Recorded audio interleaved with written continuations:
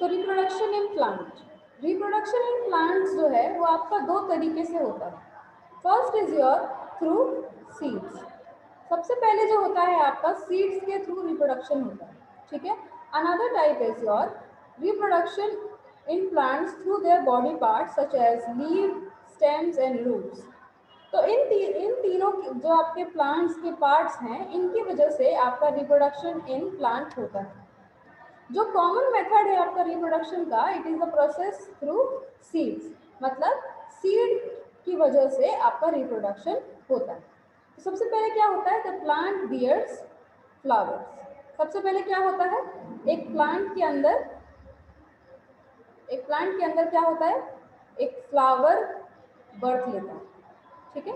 एक flower birth लेता है, वो फ्लावर धीरे धीरे क्या होता है, it turns into a fruit. Okay, तो इस तरीके से आपका क्या होता है, रिप्रोडक्शन होता है। जो आपका फ्रूट पैदा होता है फ्रॉम द फ्लावर, उसके अंदर क्या होता है, आपका एक सीड प्रेजेंट होता है।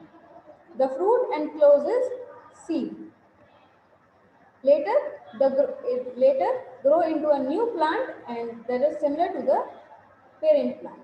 फिर उसके बाद जो ये सीड होता है आपका, it will grow into a new plant, ठीक है। न्यू प्लांट क्या होगा, बिल्कुल आपका सिमिलर होगा थोड़ा बहुत, जो किसकी तरह, पेरेंट प्लांट की तरह सिमिलर होगा। ओके, जो आपका ये वाला जो मैंने बनाया है अभी, ये क्या है आपका न्यू प्लांट जो आपका फॉर्म हुआ है, और ये क्या है आपका, this is your parent plant, ठीक है। फिर उसके बाद देखिए रिप्रोडक्शन फ्रॉम सीड्स। अब सीड्स के थ्रू हमने बोला है रिप्रोडक्शन होता है, तो कैसे होता है, most of the plants reproduce from seeds. The parent plant disperse और रिलीज द सीड्स। जो पेरेंट प्लांट होते हैं आपके, वो क्या करते हैं, या तो वो सीड को डिस्पर्स कर देते हैं। डिस्पर्स करना मतलब एक जगह से दूसरी जगह पे सीड का चले जाना, तो ये क्या होता है आपका डिस्पर्शन। इसे क्या बोलते हैं हम, डिस्पर्स करना। कहाँ से गया, यहाँ से आपका ए ब्लॉक से सीड उड़कर जब बी ब्लॉक तक पहुँच जाता है from one place to another, तो उसे क्या बोलेंगे हम, कि वो डिस्पर्स हुआ है। डिस्पर्स और release the seed. If the seed landed where the conditions are right, they germinate and grow. अब मान लीजिए आपका जो सीड है वो ए से बी में गया है, और बी पर जाने के बाद जो वहाँ की कंडीशंस हैं आपकी, जो बी के पास जो कंडीशंस है, अगर वो अच्छी होती हैं, फेवरेबल कंडीशंस होते हैं, तो सीड क्या करता है आपका, सीड विल जर्मिनेट, मतलब क्या होगा, सीड से एक पूरा प्लांट बन जाएगा, ठीक है। It will germinate. तो ऐसे तो होता है आपका सीड के थ्रू। और थोड़ा सा और आगे बढ़ते हैं, but not at all seed produced by a plant grow into a new plant. But सारे सीड्स आपके न्यू प्लांट में नहीं होते हैं, तब्दील नहीं होते। जितने भी आपके मतलब मोस्ट ऑफ द जो सीड्स हैं आपके, वो ज़रूरी नहीं है कि डिस्पर्शन के थ्रू आपके न्यू प्लांट में बदलेंगे। Some are eaten by birds and animals. तो कुछ सीड ऐसे होते हैं जो बर्ड्स एंड एनिमल्स के थ्रू क्या किए जाते हैं, बर्ड्स एंड एनिमल्स उन्हें खा लेते हैं। तो क्या होता है, जर्मिनेशन का प्रोसेस ही नहीं हो पाता। while some get destroyed by rain and extreme heat। और जहाँ तक बाकी की बात हो गई, तो क्या होता है कि कुछ ऐसी जगह पे वो गिर जाते हैं कभी कभी, जिनकी वजह से क्या होता है, जहाँ पे बहुत गर्मी होती है, और गर्मी के कारण क्या होता है कि जर्मिनेशन का प्रोसेस नहीं हो पाता, सीड्स क्या होते हैं आपके खराब हो जाते हैं, ठीक है। Some seeds are not able to develop from plant due to insufficient air, moisture and sunlight. तो कुछ आपके जो सीड्स हैं वो न्यू प्लांट में अच्छे से डेवलप नहीं हो पाते। क्यों, क्योंकि उन्हें सफिशिएंट अमाउंट ऑफ एयर नहीं मिलता, मॉइस्चर नहीं मिलता, और क्या नहीं मिलता, सनलाइट नहीं मिलता। ओके, तो इस वजह से कई आपके सीड्स जो हैं वो इमेच्योर रह जाते हैं। इमेच्योर मतलब छोटे से बड़े नहीं हो पाते, ठीक है। फिर देखिए आगे, seeds survive and get favorable conditions such as air, water and sunlight for their growth and can grow into a new plant by the process of germination। मतलब जब सीड आपका क्या हो, देखिए ध्यान से, एक बार मैं इसे इरेज कर देती हूँ सो दैट आपको ढंग से दिखेगा। जब आपका सीड क्या होगा, द सीड सर्वाइव, सर्वाइव करने के बाद क्या करेगा, and get favourable condition. Favourable condition मतलब जिस अमाउंट में उसको एयर चाहिए, जिस अमाउंट में उसको वाटर चाहिए, सनलाइट चाहिए, अगर उसको मिल जाता है तो वो क्या करेगा, it will grow into a new plant by the process of germination. तो क्या करेगा वो, it will grow into a new plant by the process of germination. ठीक है, seeds survive and get favorable conditions such as air, water and sunlight for their growth and grow into a new plant. फिर उसके बाद है आपके कुछ आपके parts of seeds हैं, तो लेट मी इरेज दिस ताकि मैं आपको बना के दिखा सकूँ यहाँ पर कि पार्ट्स ऑफ सीड्स क्या है। ठीक है,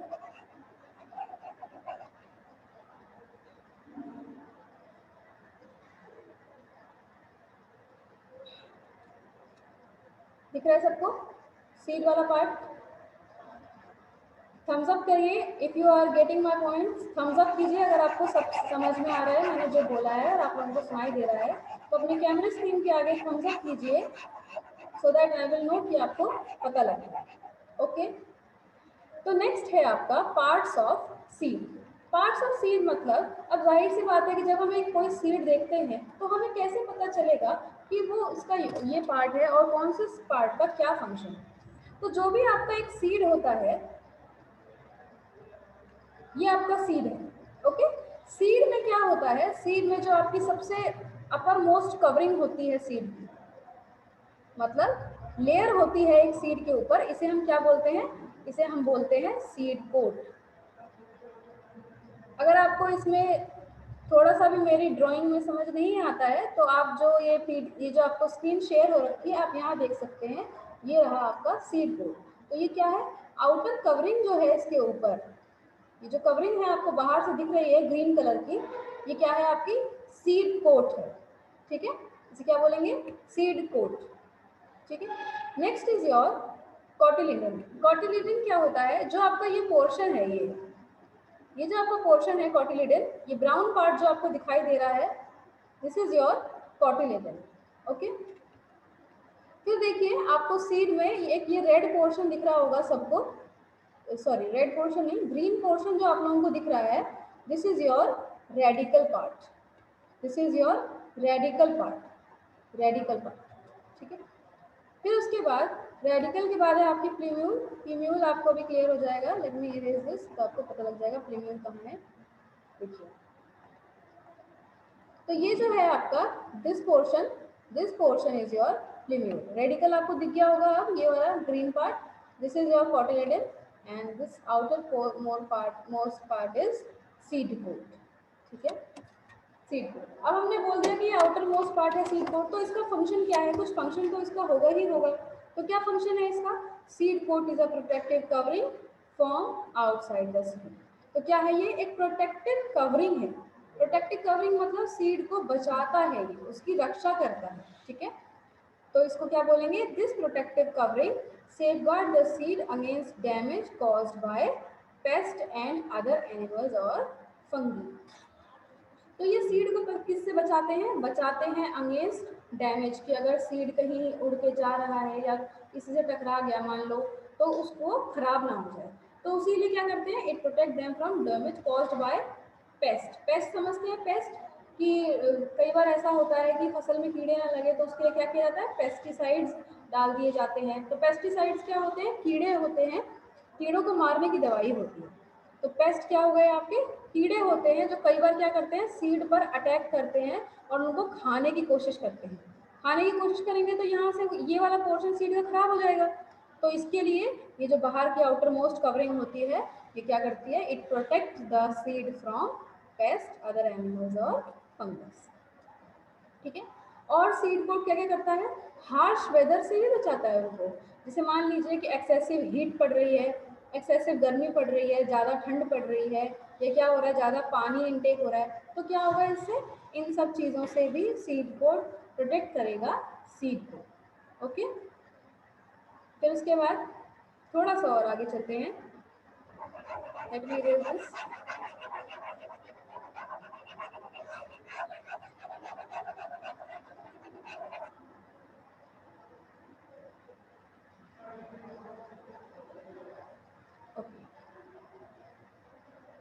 ठीक है।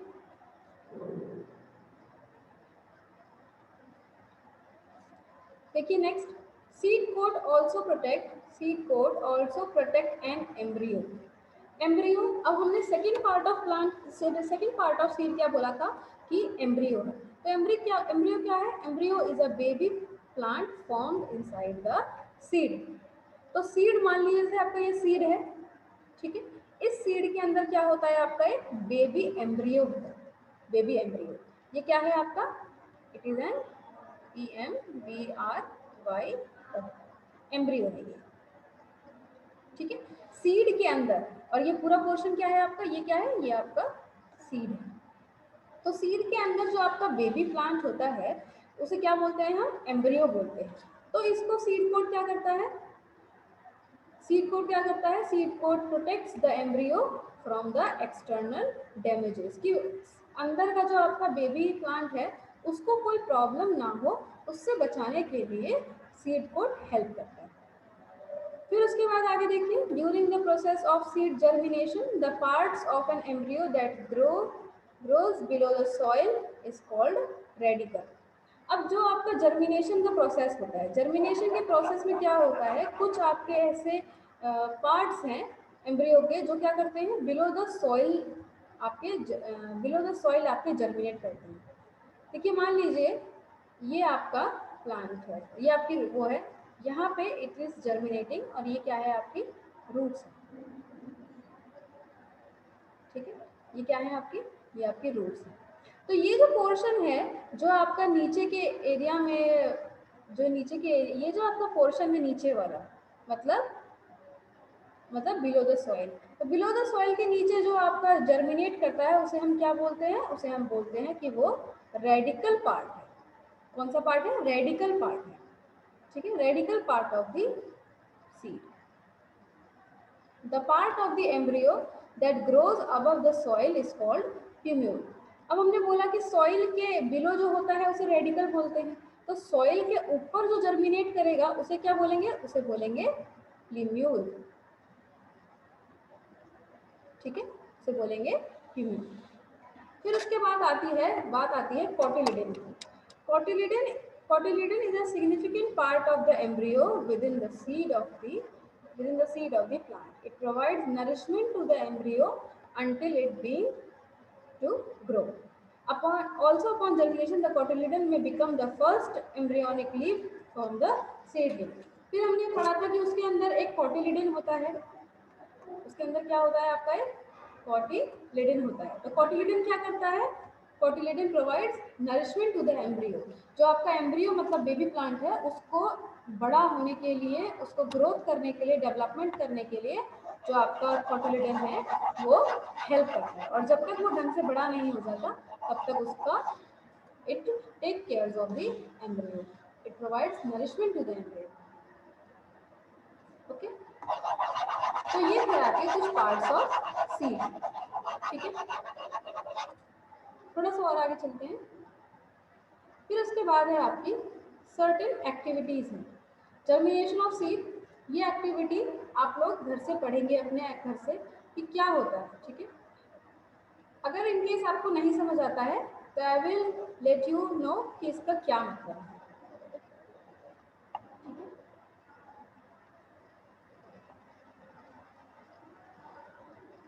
Okay, next topic is your dispersal of seed. Dispersal of seed, तो डिस्पर्सल ऑफ सीड क्या होता है? जैसे कि मैंने अभी आपको बताया था कि जो आपके सीड, मान लीजिए ए पार्ट पे आपका सीड यहाँ प्रेजेंट है, यहाँ से डिस्पर्स होके जब आपका यहाँ पर बी पार्ट पे आपका पहुँचता है सीड, तो इसे हम क्या बोलेंगे कि यहाँ से क्या हुआ है? ये डिस्पर्स हुआ है, ठीक है, डिस्पर्स हुआ है। Have you ever wondered why do plants need to produce so many seeds? This is because they are fixed to the ground and cannot move. तो क्यों आपको ऐसा लगता है कि प्लांट्स जो हैं वो उनको ज़रूरत है बहुत सारे सीड्स को प्रोड्यूस करने की? क्यों? क्योंकि जो आपका एक प्लांट है वो तो आपका एक जगह पे फिक्स रहता है। मान लीजिए ये आपका प्लांट है तो ये तो आपका इस जगह पे फिक्स है ना, ये तो यहाँ से चल के कहीं जाएगा नहीं। तो क्या करना चाहिए? वो अगर यहाँ से ढेर सारे सीड्स अगर प्रोड्यूस करेगा तो क्या होगा? देखो आगे क्या होगा, If all the seeds fall near the mother plant, they would not grow enough, they would not get enough sunlight, nutrition, space to grow. अगर सारे सीड्स आपके मदर प्लांट के पास ही गिर जाएंगे, मान लीजिए अगर सारे सीड आपके मदर प्लांट के पास गिर गए, मतलब अब देखिए इधर ये जैसे आपका प्लांट था तो ये हमने सीड्स बताया था, मान लो कि ये सारे सीड आपके मदर प्लांट के पास ही गिर गए, ठीक है, यहीं गिर गए, तो क्या होगा, मदर प्लांट के पास they would not get enough sunlight, water, nutrition, space to grow. तो क्या होगा, ना उन्हें सफिशिएंट अमाउंट ऑफ सनलाइट मिलेगी, ना उन्हें वाटर मिलेगा, ना उन्हें क्या मिलेंगे, न्यूट्रिएंट्स मिलेंगे, ना उन्हें जगह मिलेगी अच्छे से ग्रो करने के लिए। तो क्या होगा, वो सर्वाइव नहीं करेंगे, they will become dead, they will become dead. तो कोई फायदा नहीं हुआ सीड्स का। तो क्या क्या होना चाहिए, इसीलिए that is why nature helps in scattering of seeds and ensure that they do not grow close to each other. तो क्या करते हैं, नेचर का एक प्रोसेस होता है जिसके थ्रू क्या करते हैं, seeds one place to another travel करते हैं। देखिए, the process by which seeds are scattered away from their parent plant is called seed dispersion. तो आपका एक प्रोसेस होता है जिसमें क्या होते हैं, सीड्स अपने पेरेंट प्लांट से, ये आपका पेरेंट प्लांट है, PP is your parent plant, तो पेरेंट प्लांट से मान लीजिए ये सीड यहाँ आ गया, ये पानी के थ्रू बह के आ जाता है, कई बार एयर के थ्रू बह के चला जाता है, कई बार किसी एनिमल की बॉडी से लग के चला जाता है। तो क्या हो जाता है, जैसे मान लीजिए यहाँ पे आपका सीड था, ये यहाँ से ट्रेवल करके कहाँ आ गया, यहाँ आ गया, बी पोर्शन पे आ गया, तो ये क्या करेगा, यहाँ पर एक नया प्लांट बनाएगा, ठीक है, यहाँ पर एक नया प्लांट बनाएगा। तो ये क्या हुआ, ये हुआ आपका डिस्पर्सल ऑफ सीड। ओके, तो नेक्स्ट क्लास में हम लोग पढ़ेंगे एजेंट्स क्या क्या होते हैं आपके